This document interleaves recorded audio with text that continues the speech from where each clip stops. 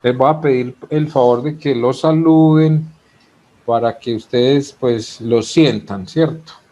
Entonces, profes, buenas noches. Julio, ¿cómo estás?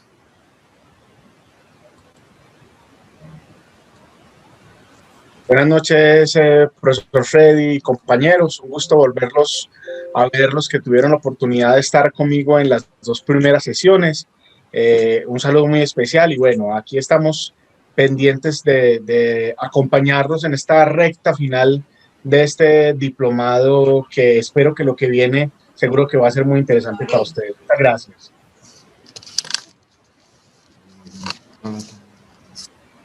Pero yo estoy desde tu cámara. Bueno. Bueno, y aquí está la profe Carolina. Ella sí es nueva para ustedes. Este es un rostro poco conocido por ustedes hasta el momento. Y bueno, queda con ustedes. Bueno, hola, muchísimo gusto para todos y para todas. Mi nombre es Carolina Cadavid. Soy pedagoga de profesión y de oficio y de todo lo demás. Soy maestra y directivo docente. Como maestra estoy acompañando diferentes procesos en la Facultad de Educación de la Universidad de Antioquia y una de mis pasiones es toda la parte de acompañamiento en la formación de docentes, tanto de procesos de primera infancia como de docencia universitaria. Y bueno, aquí en esta invitación de la vida, en esta aventura tan bonita que es acompañar a otros a que comprendamos precisamente ese para qué ser maestros desde diferentes oportunidades que ahorita lo vamos a conversar un ratico, en la didáctica podemos encontrar. Entonces, pues primero, gracias a John por hacer posible la oportunidad de seguir avanzando en la cualificación de los profesionales de diferentes regiones del país para ser unos buenos maestros que acompañemos esos propósitos de la vida de otros. A Freddy por la invitación que me hace de estar aquí como en este proceso frente a la didáctica y a lo que es el proyecto de aula. Y bueno, confío y espero serles útil. Estoy aquí atenta a ustedes, cualquier orientación, cualquier inquietud frente a la información que vamos a abordar. La idea es que hagamos un encuentro muy conversado, que realmente desde esa de las competencias que deben de acompañar nuestro quehacer maestros, como es la conversación, versar con el otro para llegar a unos acuerdos, esa es una de las competencias más fuertes que no solamente debemos de tener, sino que debemos de recuperar.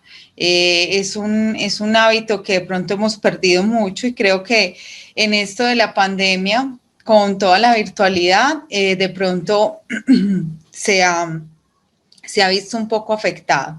Entonces, esa es la invitación, conversar y acerca de esto que tanto nos gusta. A mí me fascina este cuento, entonces, bueno, aquí estaré para acompañarlos. Muchas gracias. Bueno, muy bien. Entonces, lo primero que vamos a hacer es retomar como los asuntos. Yo quiero poner en contexto también a los profes en el sentido de qué fue lo que hicimos. O sea, aquí estuvimos hablando del tema de investigación, estuvimos hablando de unos momentos de la investigación y esos momentos derivaban en una pregunta en torno a una problemática relacionada con el asunto de la educación superior, ¿cierto? El tema es que, o el propósito, digamos, de que ellos aborden una pregunta de investigación es que ellos alcancen a diseñar una herramienta pedagógica que les permita transmitir esa inquietud a los estudiantes, que en este caso seríamos los contertulios de cada uno de ellos, ¿cierto? Entonces, a continuación, cada uno de ellos nos va a plantear un problema que ellos digamos, perciben, que ellos visibilizan en el entorno de la educación superior. Ahí tuvimos bastantes debates, tuvimos, digamos, algunos momentos en los que fue necesario puntualizar la pregunta, reducir un poco el marco conceptual, las preguntas muy generales, las preguntas que no tenían que ver con el tema de la educación superior, porque pues la intención de este diplomado apunta muy específicamente a la formación para el ejercicio de la docencia en el ámbito de la educación superior. Entonces yo les estuve hablando de los aspectos misionales, de la docencia, de la investigación, de la extensión. Me devolví al tema de la investigación porque creo que de ahí es de donde hay que sacar pues la idea para convertirla en un proyecto de aula. Y bueno, ahí íbamos. ¿Qué vamos a hacer ahora? Que cada uno nos hable de cuál es esa problemática que alcanzó a mirar y cómo desde una pregunta de investigación nos la están presentando, nos la están transmitiendo, esa inquietud, ¿cierto? Ese cuestionamiento frente al tema de la educación superior. Entonces, empecemos con Lisette.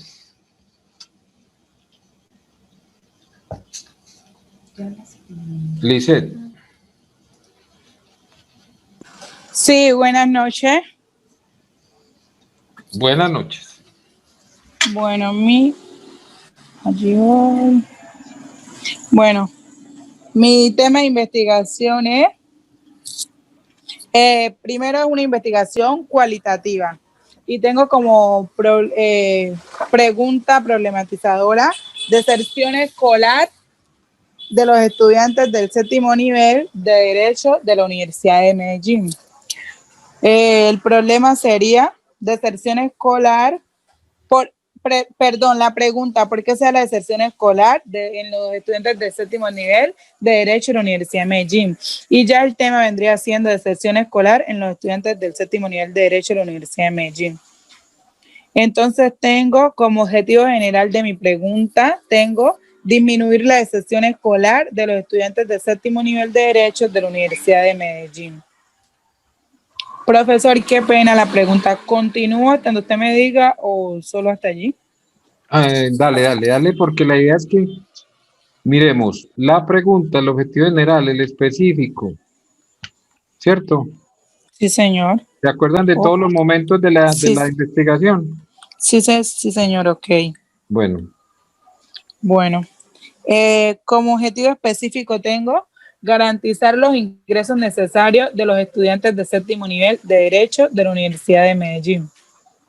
Otro objetivo específico es analizar la relación de los estudiantes del séptimo nivel de Derecho de la Universidad de Medellín con los respectivos docentes de la misma, principalmente con los que les dan clase.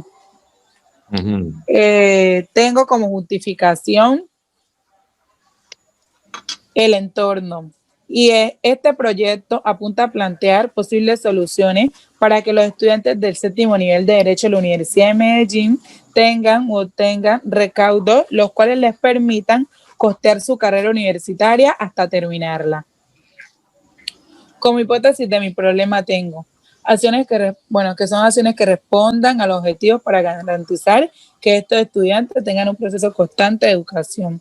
Entonces planteé establecer estrategias las cuales posibiliten que entren los estudiantes y que entre profesores y estudiantes haya una buena relación, la cual permita que haya un buen ambiente educativo.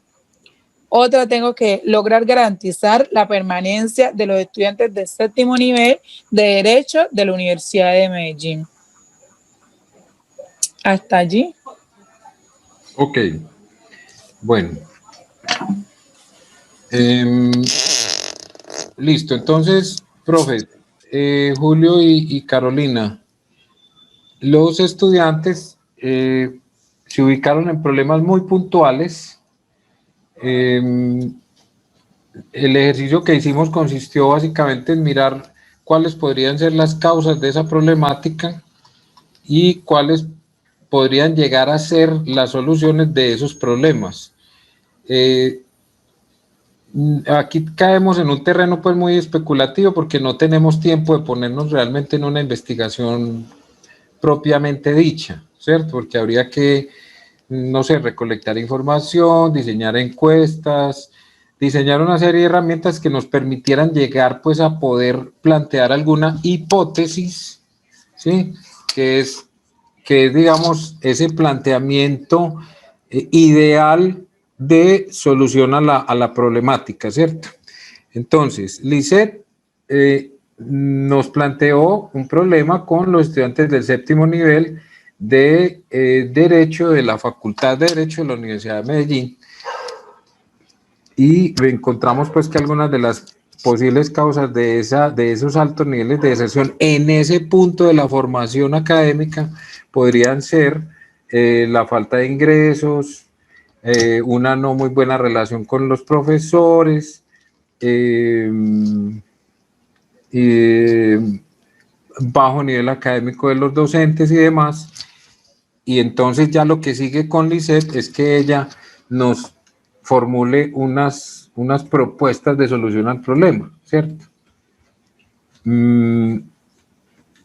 Y que involucre a los demás participantes de esta mesa, ¿cierto? ¿Cómo ella nos va a hacer parte de esa investigación? Pues, es decir, ¿cuáles son las herramientas, las posibles herramientas que ella va a utilizar para poder llegar a las conclusiones a las que ella pues ya llegó de manera intuitiva? Miren ahí el cuadrito.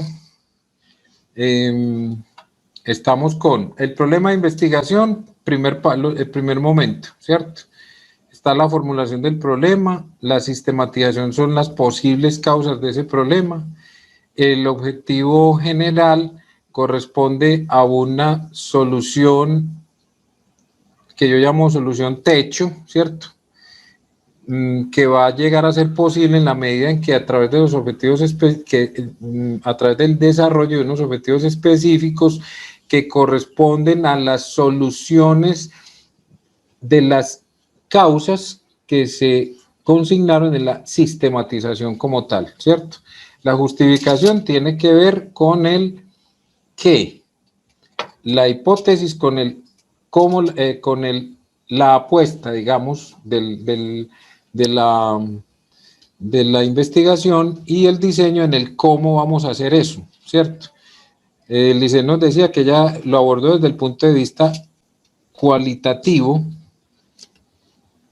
sí, por eso pues puede ser un poquito, digamos, los resultados de esta investigación pueden ser un poquito especulativos porque no tenemos cómo desarrollar una investigación de tipo cuantitativo, de decir cuántos, etcétera, etcétera, y mucho menos pues cual y cuanti, o sea, un diseño mixto, no alcanzamos pues a definir eso.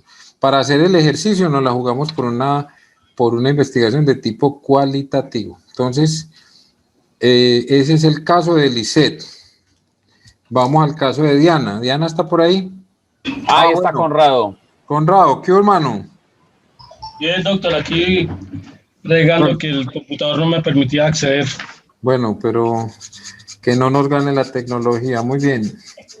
Conrado, échese su cuento pues, papi, hágale pues. Bueno, la pregunta de investigación que yo me hago es con respecto a una zona rural aquí de Pereira, donde siempre me ha llamado la atención que los muchachos en las zonas rurales no tienen oportunidad de ingresar a las universidades, pero se hace generalizado eso. No se ha hecho una determinación exacta de por qué de tantos estudiantes que salen son muy pocos los que logran acceder a la universidad. Entonces la pregunta es, ¿cuál ha sido la oportunidad de ingreso a la universidad por parte de los estudiantes de una determinada zona rural donde hay un colegio muy reconocido que es muy bueno? Académicamente se reconoce que es muy bueno, pero la información general es que muy pocos pasan para la universidad.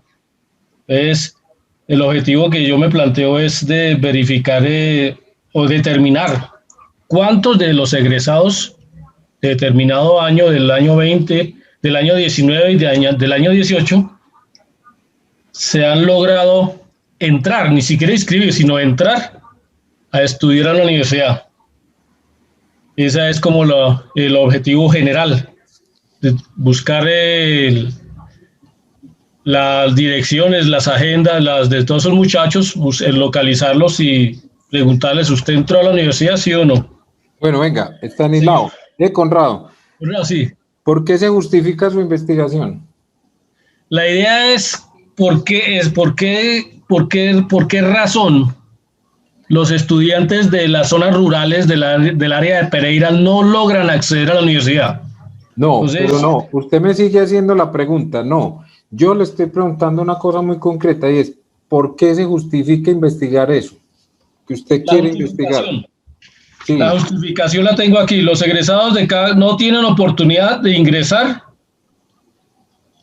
y se debe posiblemente a una mala formación académica o a falta de recurso económico.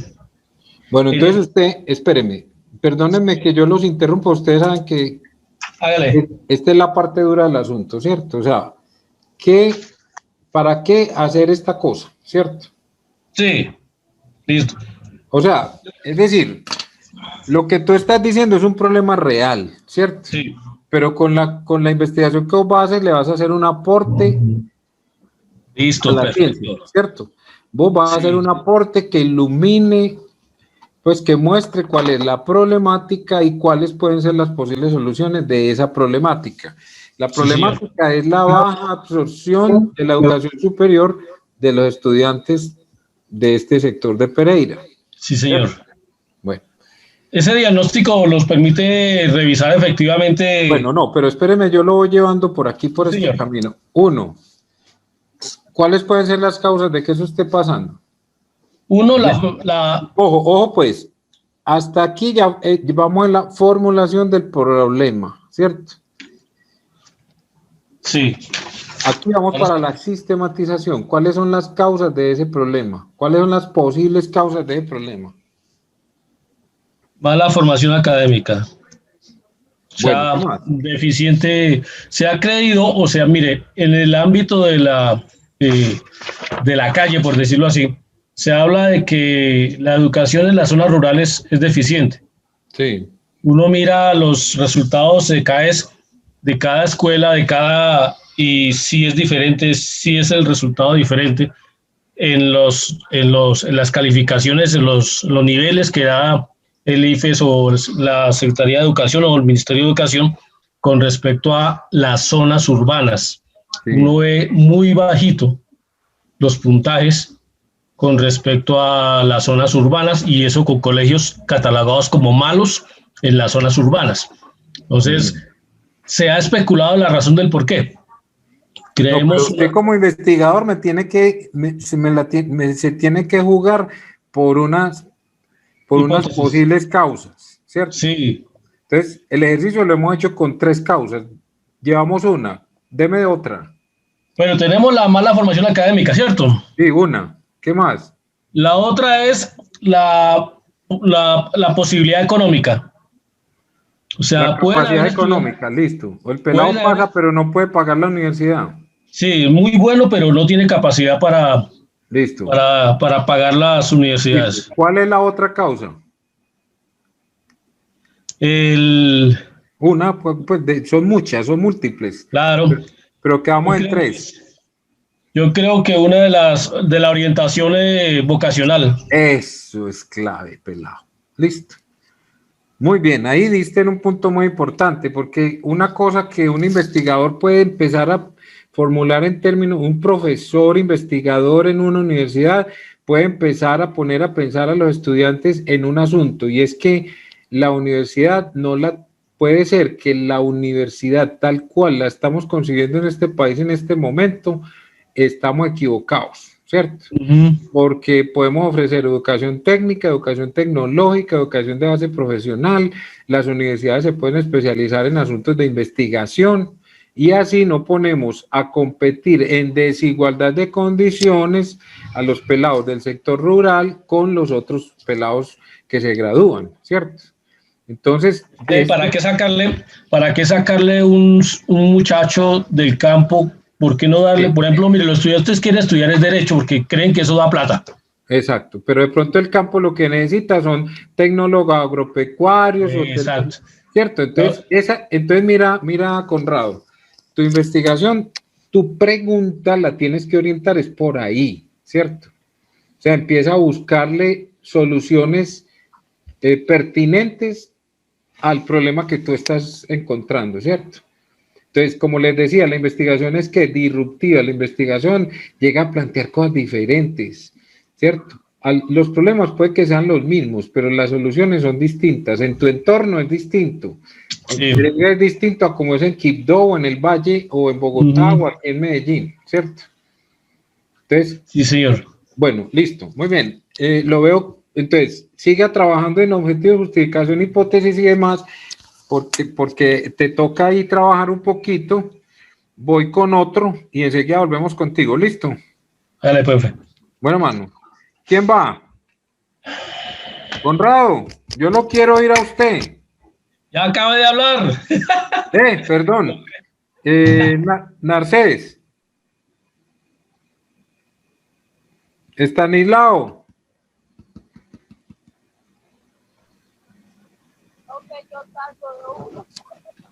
No, profe, yo se la tengo para el jueves porque hoy...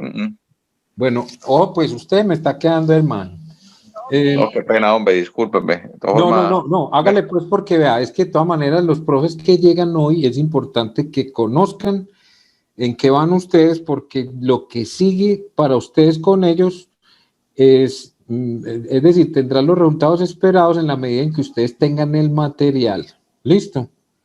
Porque listo. No, pero yo se lo tengo bien organizadito ya. Yo lo venga, tengo bien pero para que los profesores queden enterados, háblenos en general del problema de investigación y los objetivos. Háblenos de las dos cosas, conversadito, cuéntenos. ¿Qué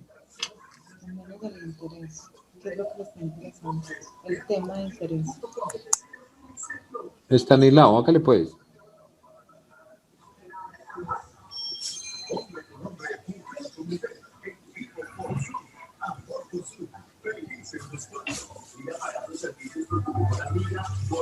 ¿Aló?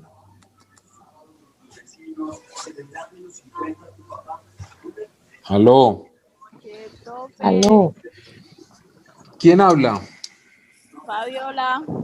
¿Qué hubo, Fabiola? ¿Cómo vas? Bien, profe. Bueno, se te oye muy bajito. Ay. Bueno, ahí se te oye mejor.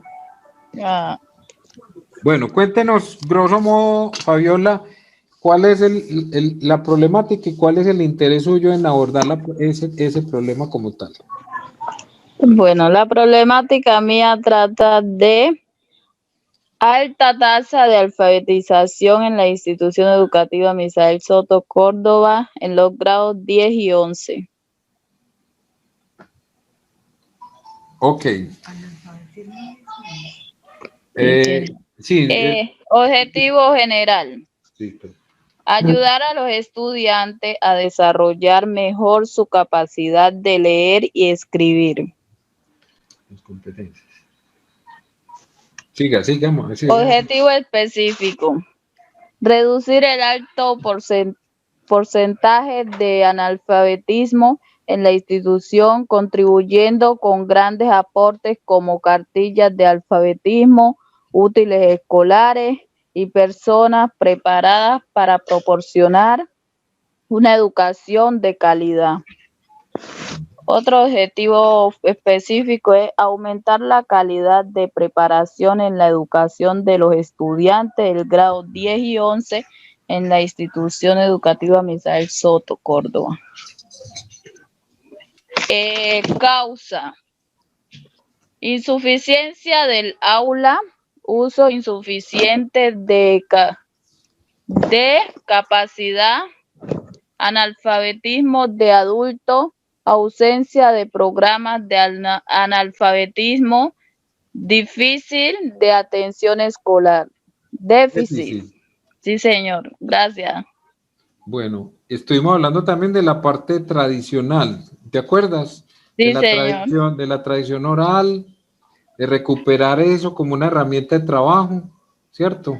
Sí, O sea, señor. el problema que Fabiola nos traía a colación es que ella encuentra que los estudiantes de 10º y 11, pues que ingresan a la universidad o presentan unos niveles bajos en algunas de las competencias. Ella se enfoca en el tema de la competencia de lectora. Sí, señor. De comprensión lectora y demás, y considera que una de las herramientas que pueden llevarnos a mejorar esas competencias en esos niveles de formación están en la tradición oral, en la elaboración de unos libros, en la recopilación de unas historias de los viejos del pueblo y demás que nos permitan elaborar unos textos que puedan estar en las bibliotecas y que ayuden a los estudiantes, a los jóvenes a tener una mejor comprensión de la realidad a través de la lectura, ¿cierto? Sí, Porque una de las señor. formas de mejorar la comprensión lectora está en escribir, ¿cierto? Sí, señor. Y cuando ellos escuchan a los viejos, cuando ellos escuchan las historias de sus pueblos y las escriben, pueden mejorar varios procesos, el de redacción, el de ortografía y el de comprensión, ¿sí o no? Eso fue Sí, lo que señor. bueno, muy bien, en eso habíamos quedado. O sea que eso es eso que yo acabo de decir y que lo dialogamos tantas veces, Fabiola, y que tú escribes muy bien, tú hablas muy bien. Entonces, esto que acabamos de conversar aquí, te pido el favor que lo escribas. Trata de escribirlo y disgregándolo en los dos momentos principales, el problema de investigación y el objetivo. ¿Listo? Sí, señor. Bueno, muy bien. Bueno, Continuamos pues, entonces. ¿Quién más va?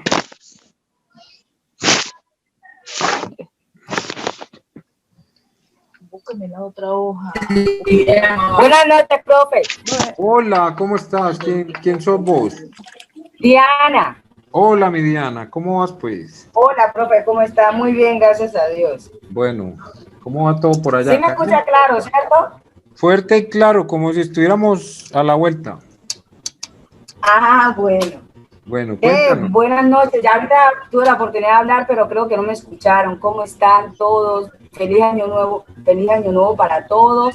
Espero que sea un año fructífero para todos, que sea de muchas bendiciones. Muchas gracias. Ya continuando con la temática, pues el tema que yo escogí fue cómo afecta la falta de lectura en el comportamiento de los alumnos del tercer semestre de la Universidad Tecnológica del Chocó. Pues yo tengo un planteamiento aquí, pues es muy sucinta la información que tengo, pero tengo un planteamiento del problema, y es que en diferentes ocasiones la mayoría de los jóvenes optan más por ver películas o series basadas en los libros que leer los mismos libros. Sí. Como objetivo general tengo que distinguir las diferencias conductuales académicas entre los alumnos con hábito de lectura con respecto a aquellos estudiantes que no poseen un hábito de lectura. Tengo dos objetivos específicos y son definir cómo el hábito de lectura afecta en el desarrollo de la personalidad de los estudiantes y justificar la disminución de la lectura con respecto a la capacidad o dificultad para obtener los libros. Una hipótesis frente a este problema podría ser que hay mucho facilismo, como lo dije en un principio en el planteamiento. A veces optan por ver las películas o ver las series para tomar detalles que vayan relacionados con los libros. Me pasó mucho. Y en otra ocasión, otra hipótesis también puede ser la falta de oportunidades que tengan ciertas personas para obtener esos libros. Bueno, muy bien. Hasta Una ahí. posible solución. Sí, sigue, continúa. ¿No? Sí, continúa. Una posible solución podría ser, no sé, desarrollar talleres de lectura que sean de interés general para los estudiantes. No sé qué diga. Y una pequeña justificación que hice es que este problema investigativo se fundamenta o se justifica en que muchas veces nos encontramos con estudiantes que muestran una personalidad y un comportamiento que no son propios de su nivel académico y su nivel intelectual. Explícame esa última parte, ¿cómo así que presentan? No, comportamientos, a veces que, como estamos trabajando con estudiantes del tercer semestre, a veces se comportan como si estuvieran en el colegio. Ok, bueno, contigo habíamos hablado de que esta problemática correspondía mucho a ese ajuste que se da en los estudiantes cuando llegan del colegio a la universidad, o en ese desajuste. Todavía, ¿cierto? sí. Habíamos dicho que era un problema casi que de bienestar, ¿cierto? De crear como un semestre de transición o unos programas que generaran una mejor adaptación del estudiante a la vida universitaria, ¿te acuerdas? Sí, sí, sí. Ok, es por ahí el asunto. Ah, vale. O sea, la problemática que tú planteas es incluso más temprano que en el tercer semestre y puede ir hasta el tercer semestre, ¿cierto? Podrías plantearlo como entre el primero y el tercer semestre. Sí, pero es una... De hecho, es el tercero. Del primero al tercero, ¿cierto? Sí, Y sí, entonces señor. la solución, o es decir, la propuesta podría estar en diseñar una estrategia de transición que vaya del primero al tercer semestre, ¿cierto? Esa podría ser... Vale, sí, señor. Ahí te tenés que acompañar ya, este es un problema de bienestar universitario. ¿Listo? Vale, sí, señor. Bueno, muy bien. ¿Quién más?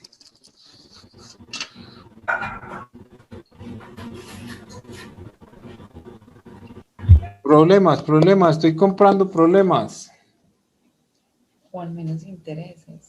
Para ya tener la No, es que todos ya los tenían, pues. Stanislao, te me desapareciste. Vos tenés un proyecto muy bacano. Stanislao ya habló. No. Stanislao escribió. Sí, que escribió Stanislao. Cambiar el proyecto y abordar algo con propiedad horizontal. Relacionado con propiedad horizontal. Bueno. Listo. ¿Quién más? Moisés. Propiedad horizontal. Claudia.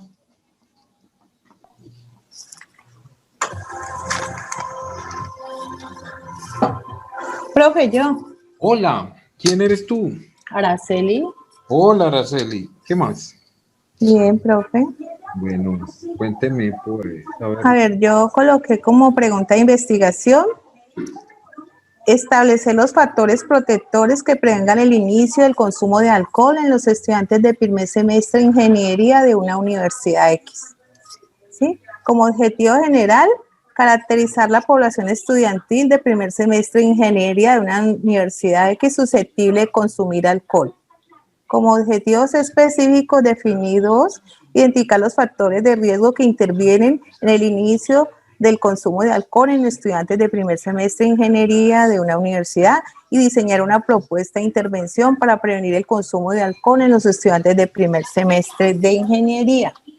En la justificación la había medio elaborado. Los estudiantes que ingresan... Nosotros habíamos quedado que era en la Universidad del Valle, ¿cierto? No, no colocamos Universidad del Valle, dijimos una universidad pública, pero yo le dije Universidad bueno, X. Pero sí, en Universidad Pública, sí. Decíamos en que era pública, listo. Ajá, sí, lo dejamos como pues para no colocar el nombre, ¿sí? Sí. Entonces, los estudiantes que ingresan en los primeros semestres de las universidades públicas son expuestos a diversas situaciones que impulsan al consumo al inicio de alcohol, si no cuentan con factores protectores que minimicen la carga social y el entorno, ¿sí? En el cual se inician su desempeño académico. Hasta ahí va, profe, esa era como lo que habíamos hablado. Va muy bien, listo. Ok, ¿quién más, muchachos? Bueno, yo voy a estar aquí con ustedes mientras la profesora Carolina empieza su intervención. A partir de lo que ella les vaya diciendo, pues espero que si van surgiendo dudas y yo las puedo aclarar, pues con mucho gusto.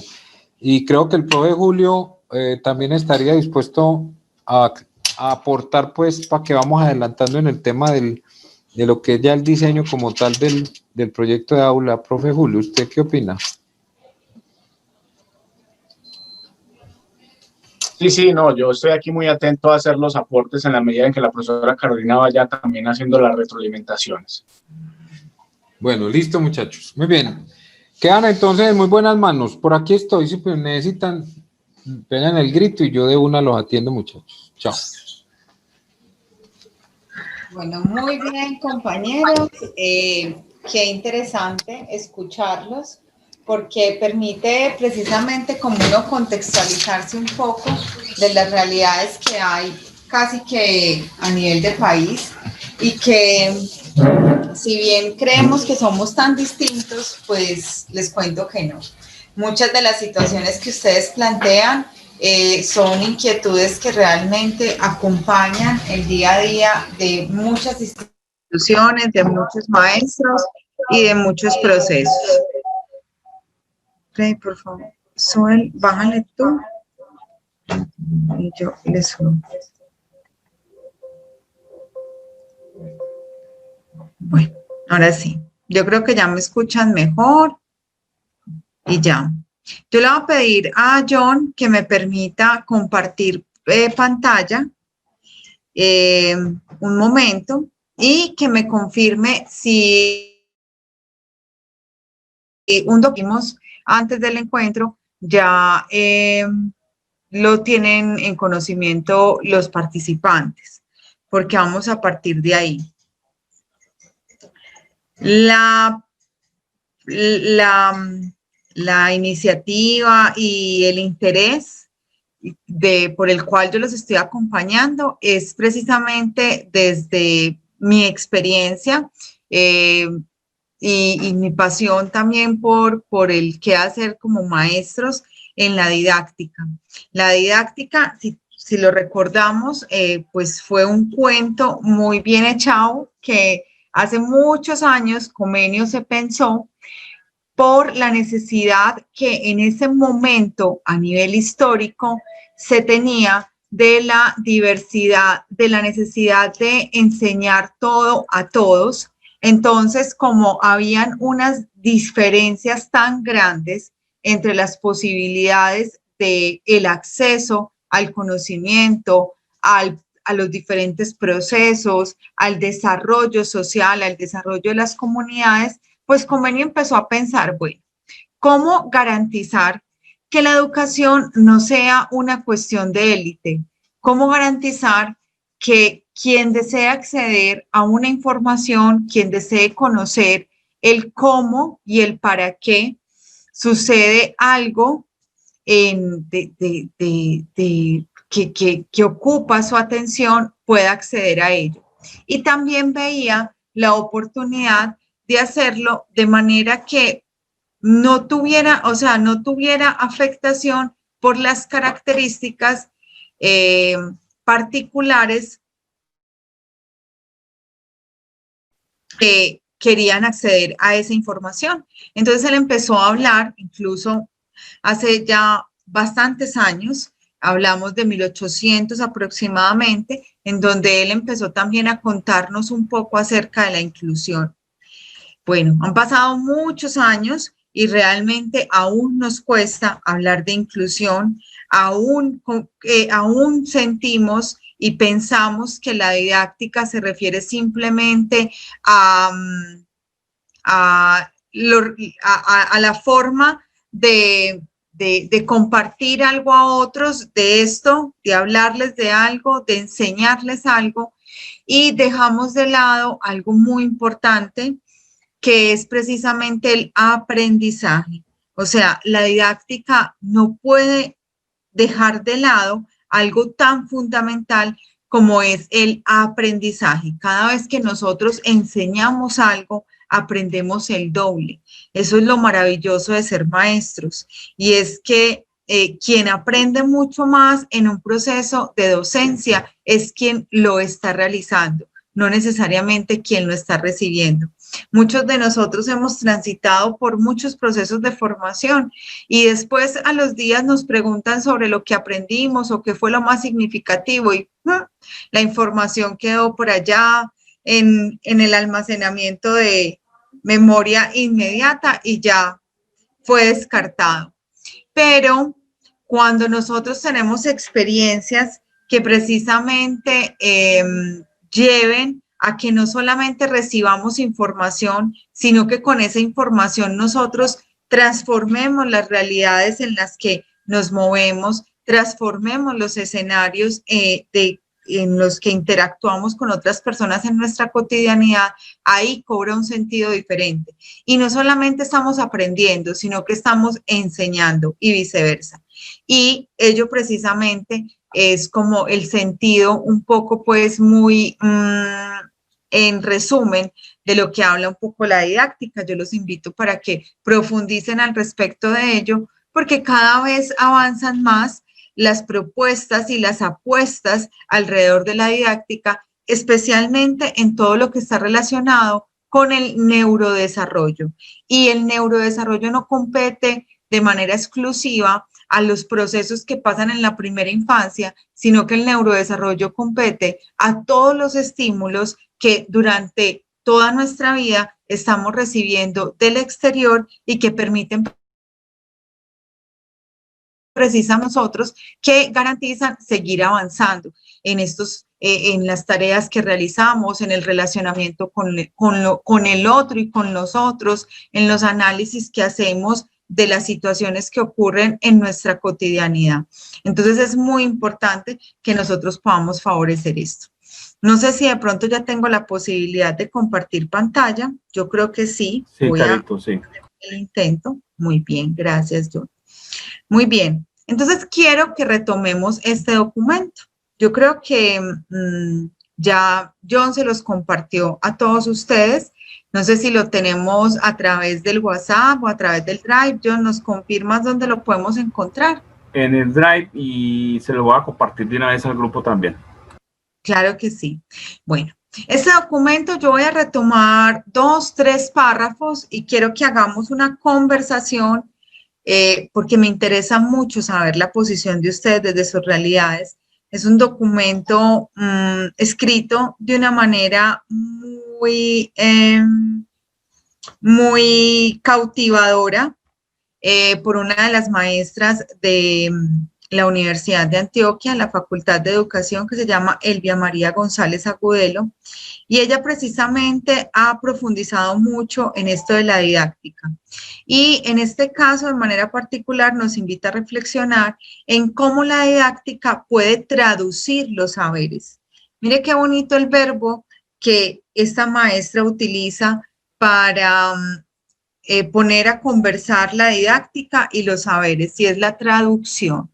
Porque nosotros podemos saber muchas cosas, y qué rico, aquellas personas que tienen la capacidad de almacenar mucha información y de tener mucho conocimiento.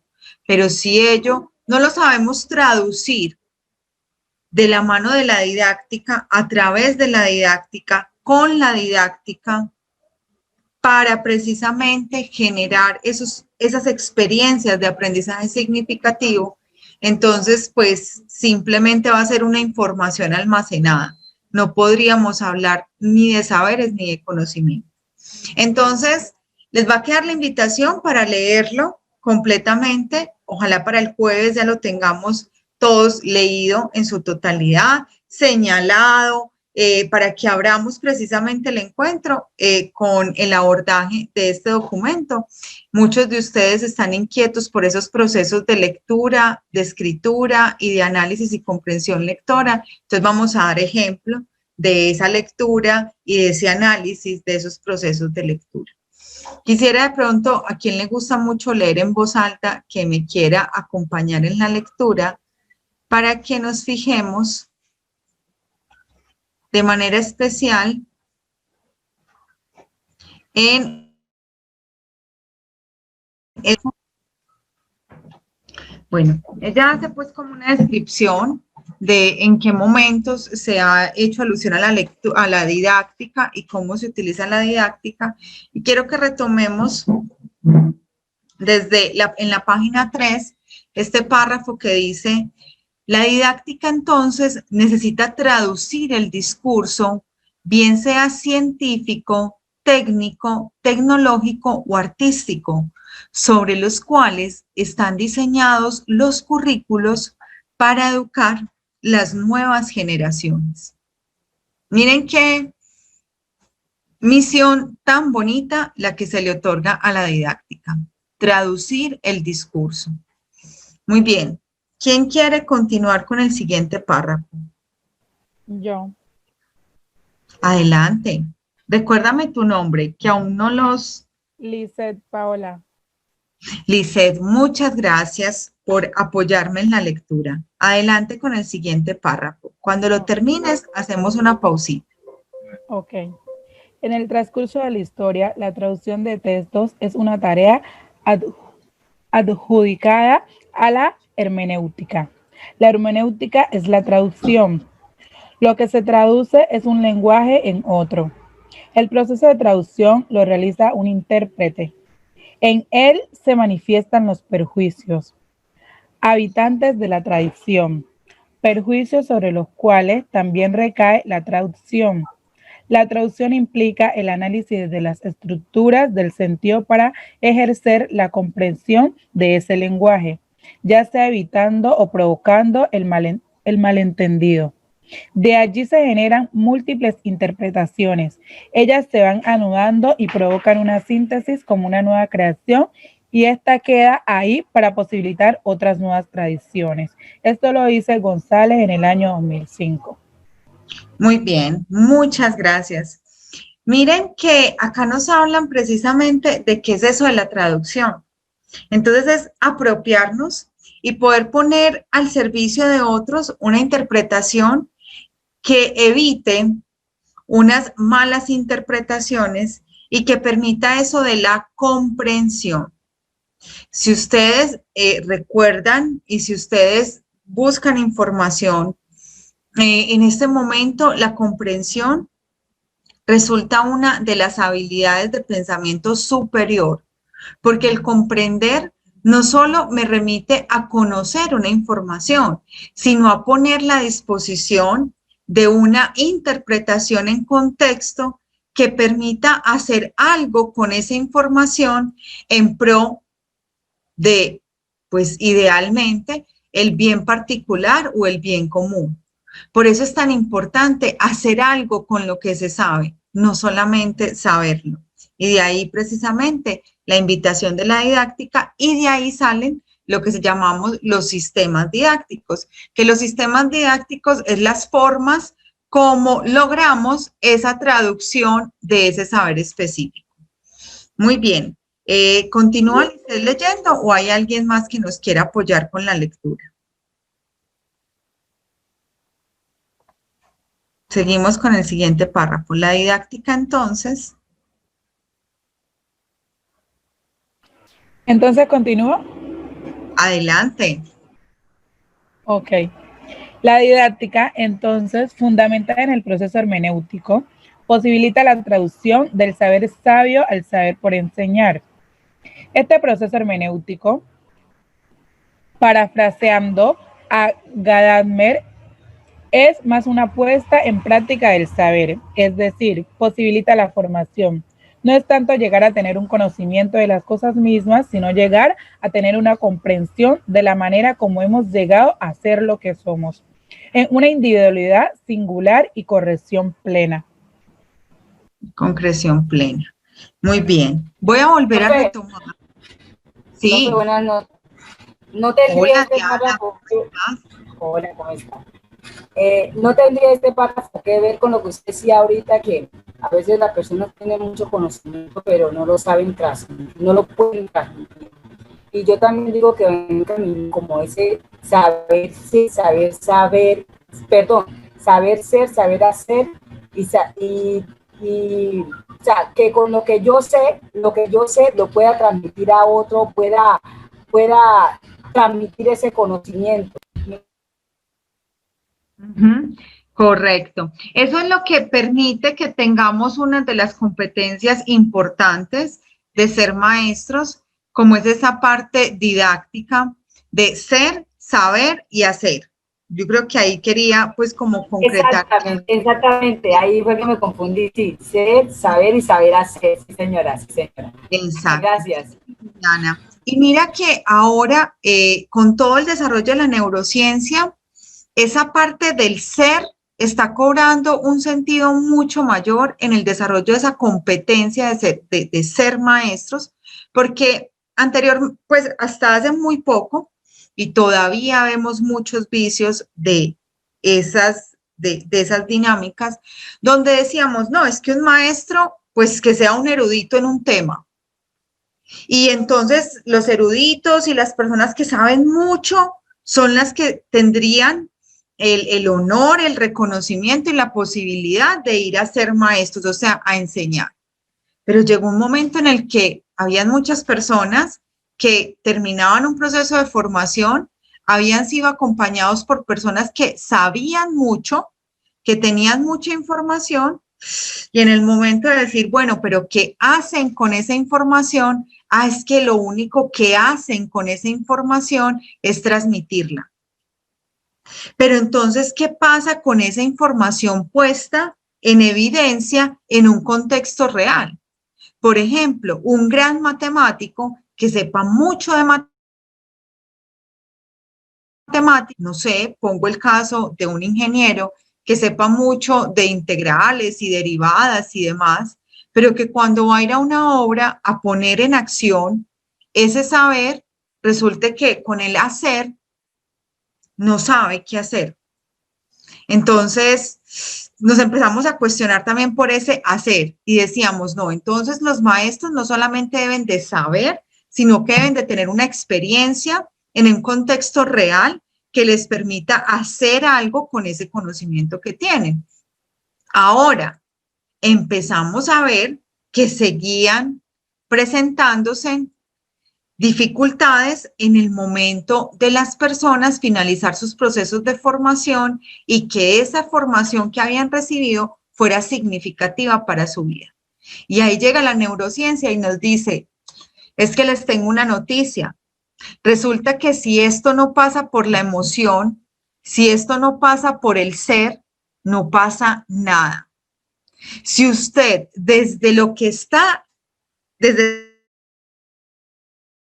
esa experiencia, no tiene ninguna emoción que lo lleve a enamorarse, a detestar el área o a detestar el profe, o que lo lleve a sentir, no sé, compasión, a tener un proceso de que le recuerde una situación de abandono particular. O sea, si eso no pasa por una emoción, si eso no pasa por el ser, entonces eso no va a tener ningún sentido. Entonces, lo que nos llama la atención, Diana, que me parece súper oportuna esta claridad y que combina perfectamente con la invitación que nos hace el texto de la maestra González en este momento y que en este caso cita a Gadamer en lo que nos compartía desde 1997, con eso de la competencia completica, o sea, de tener los tres pilares,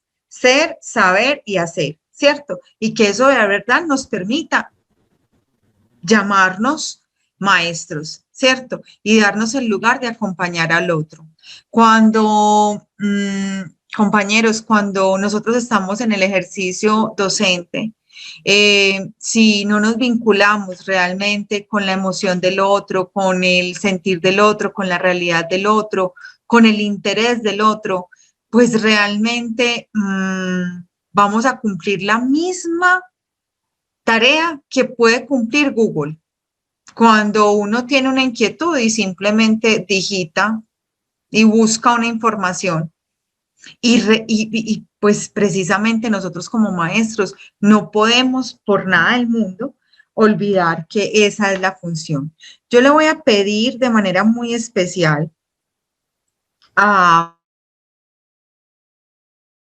me puede de pronto reproducir un video muy corto que en este momento les quiero compartir a propósito de lo que estamos viendo, del para qué educar, porque con esto quiero cerrar como esta provocación de acercarnos al texto, de acercarnos a la didáctica y de precisamente entender ese para qué educar. La primera pregunta que nos tendríamos que plantear es ¿para qué educamos? ¿Qué es lo importante en la educación? ¿Qué es lo que queremos que realmente aprendan? Desde el enfoque de la neuroeducación, para nosotros es imprescindible un aprendizaje desde en y para la vida. ¿Y cuál es el factor crítico que nos sugiere las investigaciones? Tiene nombre. Se llama funciones ejecutivas del cerebro. Son las funciones cognitivas complejas que nos diferencian de otras especies. Son las que nos permiten planificar, tomar decisiones adecuadas. Imprescindibles para un buen desempeño en la vida cotidiana, imprescindibles para el rendimiento académico del alumnado. Los neurocientíficos hablan de 3 en concreto. ¿Queréis conocerlas? Sí. Las podemos descubrir a través de una dinámica, de un juego. ¿Sí? ¿Os ponéis de pie, por favor? Antes hablábamos de la importancia de la visualización. Visualizad, imaginad que ahora estáis en una clase de primaria. ¿Sí? Estáis en un programa. Se llama el programa Tools of the Mind. Y este programa está trabajando estas funciones ejecutivas. Vosotros, los estudiantes, yo, la maestra. ¿Visualizáis la maestra? Más o menos. Muy bien. Os voy a dar 4 instrucciones. Cada una de las instrucciones lleva asociado un gesto, un movimiento. ¿La recordamos? Cuando os diga círculo, vais a hacer un corazoncito. Cuando diga cuadrado, os vais a convertir en conexiones neuronales, vibrando. Cuando digamos triángulo, piensa en serotonina, bienestar, y dices, me siento bien. Y cuando digamos rombo, vais a hacer el trenecito. El trenecito se mueve, no nos podemos mover mucho, pero un poquito sí, ¿no? Chico, chico, chico, pruébalo, trenecito, chico, chico. Muy bien. Cuadrado. No me miréis que no os guío, ¿eh? Círculo. Rombo. Triángulo. Círculo. Muy bien, cambiamos las instrucciones. No, no os quejéis, eso es lo que hacen los adultos. Los chavales de primaria no se quejan. Cuando digamos, recordamos la información, cuando digamos círculo, vais a hacer el trenecito. No me miréis que no os voy a guiar. Cuando digamos cuadrado, vas a decir, me siento bien. Cuando digamos triángulo, os vais a convertir en conexiones neuronales. Y cuando digamos rombo, vais a hacer el corazoncito. Cuadrado. Rombo. Triángulo. Círculo. Cuadrado. Rombo. Muy bien, un aplauso. Nos podemos sentar. Os preguntaréis, ¿y esa profesora qué está haciendo? ¿Se ha vuelto loca? Pues no, no se ha vuelto loca. Fijaros en esa dinámica con sus estudiantes de primaria, hay que conocer el contexto. Estaba trabajando las 3 funciones ejecutivas que se consideran imprescindibles, básicas, consideradas por los neurocientíficos. Fijaros, os costaba inhibir los impulsos. Control inhibitorio. Teníais que recordar la información, memoria de trabajo. Y cuando hemos cambiado las instrucciones, os teníais que adaptar a la nueva situación, flexibilidad cognitiva. Esas son las 3 básicas que nos permiten luego pues, resolver problemas, aplicar el espíritu crítico, etc. Y que también se trabaja muy bien mediante el teatro. El teatro permite trabajar muy bien las funciones ejecutivas del cerebro. ¿Por qué? Porque los estudiantes tienen que recordar el papel, tienen que esperar su turno. Cuando recuerdan el papel, memoria de trabajo. Al esperar su turno, control inhibitorio. Que se equivoca el compañero, se tiene que adaptar a la nueva situación, flexibilidad cognitiva. Y encima en un contexto social. Los investigadores han visto que las funciones ejecutivas son imprescindibles para el éxito en la vida. Si yo no sé controlarme, tendré dificultades en un atasco de tráfico, pero también lo pasaré mal al intentar resolver un conflicto laboral o un conflicto personal. O me costará estar centrado intentando resolver un problema matemático. Lo mejor de todo es que se ha visto que se pueden entrenar. Este software lúdico que comentábamos antes, estos programas computerizados, tareas de discriminación visual que permiten trabajarlas. Pero ella cree, después de todos estos años, que el mejor enfoque es ir más allá de lo cognitivo. ¿Sabemos lo que perjudica a las funciones ejecutivas o a la sede de las mismas, la corteza prefrontal? Lo sabemos, lo sabéis. ¿Qué te impide tomar una buena decisión? El estrés, la mala salud, la soledad. ¿Qué podemos hacer, nos sugiere Adele Diamond, para incidir sobre estas cuestiones?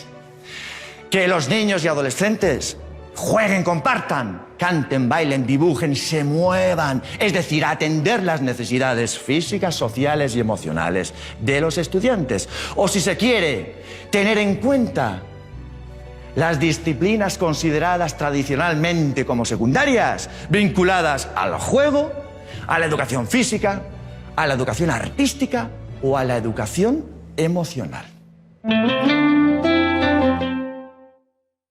Que quiero dejarles ahí como la inquietud de esas funciones ejecutivas, desde dónde pueden ser afectadas en la cotidianidad, y también cómo nosotros precisamente podemos aportar a cualificarlas.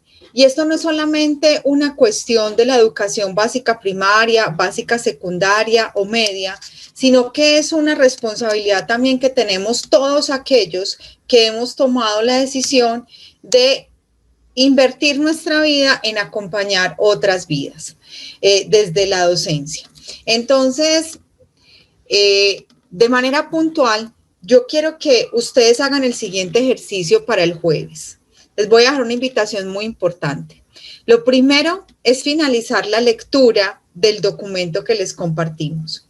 Lo segundo es volver a ver este video en un momento de calma, después de haber leído todo el documento, y hacer la relación de esos intereses que ustedes tienen con sus funciones ejecutivas, qué tanto están aportando el abordar esas inquietudes a cualificar esas funciones ejecutivas. Y de allí que eso ustedes cómo pueden empezar a compartirlo con sus estudiantes. Entonces, yo voy a ir como cerrando mi acompañamiento en el día de hoy para permitirle pues el paso a Julio en que él hable frente a esas habilidades que también son importantes que ustedes vayan identificando para esos procesos de socialización y de acompañamiento. Y la invitación que les tengo es que con ese ejercicio que yo les hago para que el jueves retomemos todo lo que es el proyecto de aula. Entonces, con estas claridades, quiero darle el paso a Julio, no sin antes reconocer un poco qué les parece el video, qué les parece esta provocación que les hago frente a la didáctica, qué inquietudes les genera en relación a los proyectos que ustedes están planteando para entrar precisamente a esa parte fuerte de la didáctica, que es un sistema que les vamos a proponer interesante para desarrollar como son los proyectos de aula. Quisiera como escuchar al menos a uno, a dos de ustedes que me cuenten qué inquietudes tienen alrededor de esto para yo poder también encaminar mi interacción desde sus intereses.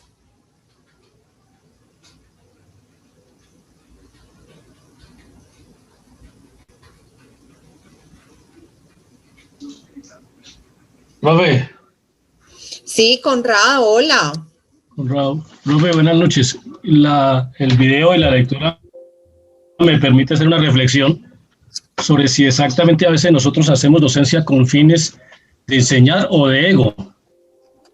Porque en derecho, que es el área que yo manejo, ser docente es una parte del Google que le da a uno al cliente. Y entonces el cliente dice, ese man sabe mucho porque da clases. Da clases, pero no sabe si enseña.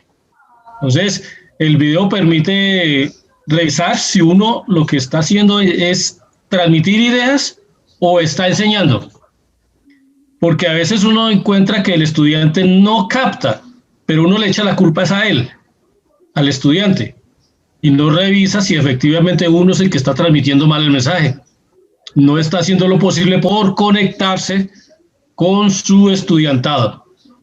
y a veces se cumple simplemente la tarea de transmitir, de tirar a una cesta que es el cerebro del muchacho, y no le interesa si el muchacho procesó la idea, procesó la información, la comprendió y aprendió. Creo que eso nos llama a que nos dediquemos a hacer las cosas más despacio, a detenernos más en cada estudiante, porque no todos tienen la misma velocidad, y a revisar si el problema soy yo, que no sé transmitir la información, no sé transmitir el conocimiento, o si no me estoy haciendo entender. Creo que eso me deja mover, me deja moviendo eso. Eso quería compartirle, profe. Muchas gracias. Muy rico, Conrado, gracias por ese regalo. Porque el que vos quedes en ese desequilibrio, en ese movimiento, en esa inquietud, y que nos hayas compartido esto, realmente yo lo tomo es como un regalo muy bonito de sensibilidad frente a lo que hacemos y cómo lo hacemos. Y me parece que es un logro maravilloso que en estas oportunidades de encontrarnos, porque estos diplomados y estos procesos de formación son causalidades para provocar cosas en nuestros entornos. Entonces, que nos encontremos seres tan sensibles como los que estamos acá, escuchar personas que coinciden también con ese sentir mío de poder impactar a los otros cuando nos encontramos en este camino de la vida y lograr precisamente respetar esos procesos particulares del otro me parece fundamental. Entonces, Conrado, gracias por ese regalo. Yo creo que todos quedamos muy movidos, no solamente con el video, sino con lo que tú nos permites ver. Y yo sé que van a estar mucho más movidos cuando nos encontremos el jueves con lo que es la lectura del documento y la interacción del documento con lo que ustedes han venido desarrollando. Entonces me parece maravilloso. Bueno, ¿alguien más? Para darle paso a Julio y para que Freddy también vaya avanzando. Señor, qué pena yo. Sí. El video me pareció muy importante y yo considero que este nos invita como, digamos, a los docentes, yo como futura docente, a que cuando estemos, digamos, en el campo laboral, siempre vamos disponibles o dispuestos a, digamos, a tener abiertas, miras abiertas a los diferentes estudiantes que nos vamos a conseguir en el aula de clase, ya que cada estudiante es un mundo diferente. Entonces, como docente, a estar en constantes cambios y estar siempre, digamos, dispuesto a la innovación, a ir más allá de lo que vemos a simple vista. Como docente, siempre estar, digamos, dispuesto a buscar nuevos conocimientos, los cuales nos permitan siempre como impactar a los estudiantes de tal manera que formemos buenos y nuevos seres humanos. Claro que sí, Lisset. Y te vas a dar cuenta de una magia muy especial, que cuando tú te conectas con los chicos, con las chicas, con los estudiantes, independientemente de su edad, cuando tú te conectas con esas personas que llegan a tu encuentro con un interés particular, y tú te conectas con ellos, no solamente desde el interés que tú traes a nivel de desarrollo de un currículo, sino a nivel de los intereses y de las necesidades de ellos, ocurre una magia muy especial. Y es que ellos mismos van generando como las acciones y las oportunidades para desarrollar esos propósitos de ese curso. Entonces te vas a dar cuenta que, y es una magia que como que uno ya empieza a necesitar de por vida, quienes hemos tenido de pronto experiencias en esta bonita labor de ser maestros, entendemos que esto es adictivo, que acompañar otros procesos es adictivo, precisamente por lo que más que entregamos vamos recibiendo en esos procesos de conexión. Bueno, equipo, yo de verdad reitero mi gratitud, el estar aquí, y el jueves arrancaría yo el encuentro con ustedes para favorecer precisamente el desarrollo de los propósitos y llegar así a lo que es el proyecto de aula, que se van a dar cuenta que ustedes van a estar viviendo lo que yo les voy a estar compartiendo. Y lo que vamos a hacer es hacer clic entre lo que hacemos y lo que sabemos. ¿Listo? Freddy, adelante. No, Julio. Julio, adelante.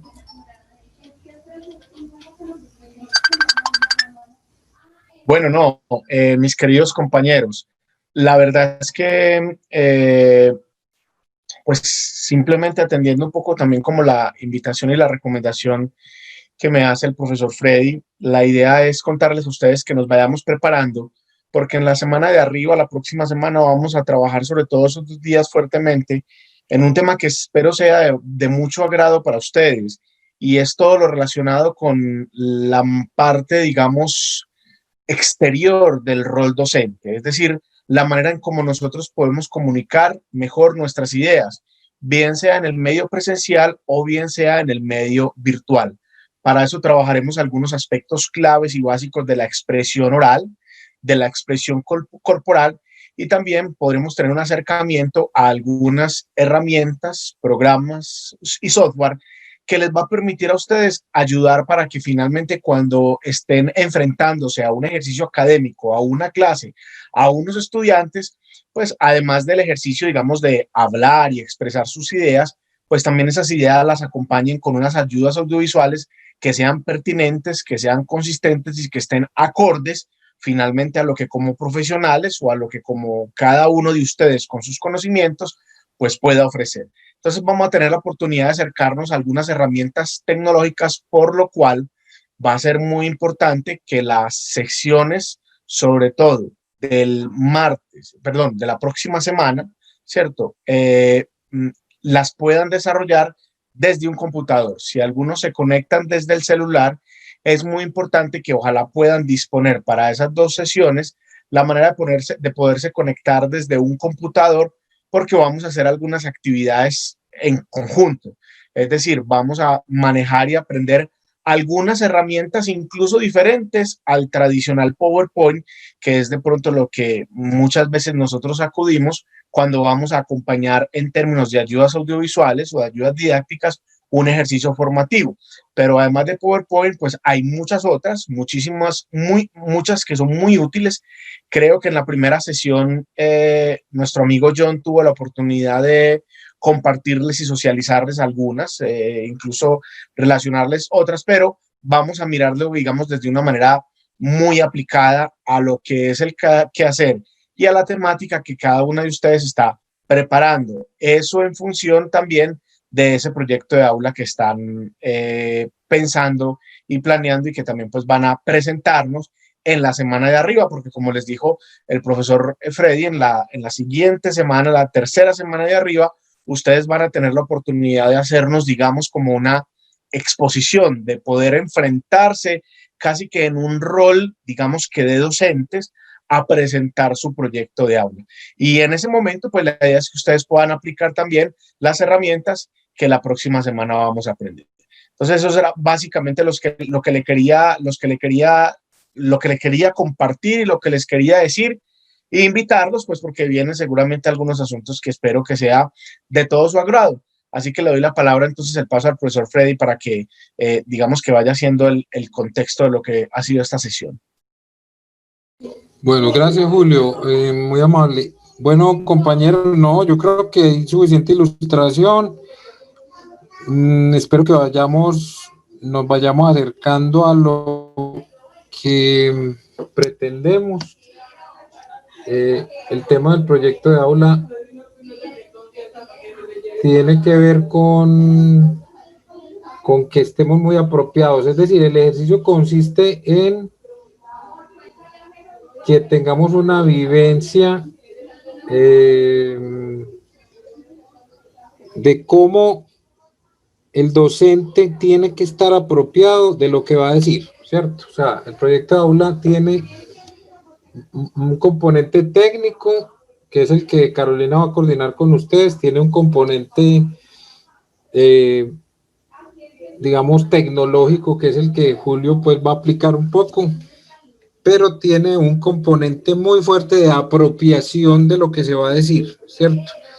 Un docente tiene que estar muy apropiado de lo que va a decir, tiene que tener pasión, tiene que sentir lo que va a decir.